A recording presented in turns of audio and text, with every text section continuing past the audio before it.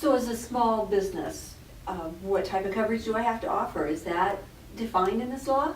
Yep. If you are going to be offering coverage, there are some specific requirements about how you offer that coverage to your employees.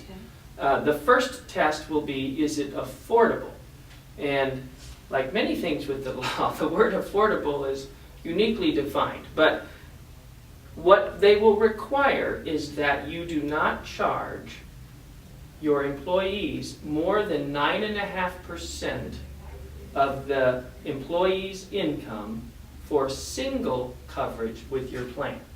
And so that sounds pretty complicated, but from a practical standpoint, you probably will be okay with respect to that unless you have a lot of lower earning employees, and then you'd really want to check that, because if your plan fails that test, you could be exposing yourself to significant penalties. If those employees were to go to the exchange, you'd pay a penalty of $3,000 for each one that did that. So again, that's something you're going to want to look at with representation, have somebody look through and make sure that it's affordable. That's the first thing. Then they will look at some other things. One of them is that, is it acceptable?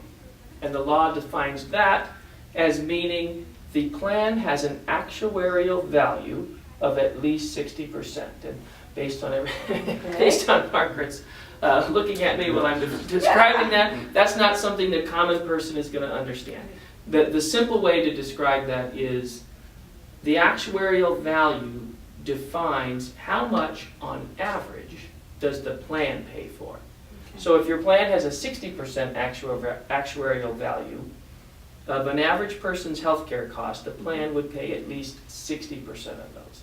So that's kind of the floor. Okay. And they can be more rich than that, but you need to make sure your plan meets that criterion as well.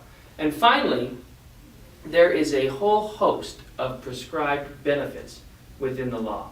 And cost sharing, defined as deductibles and out-of-pocket maximums, they have to meet specific requirements as well. I mean, it's beyond the scope, again, of just a short video, but you'll want to make sure that your plan meets all of that criteria, or again, you could expose yourself to penalties.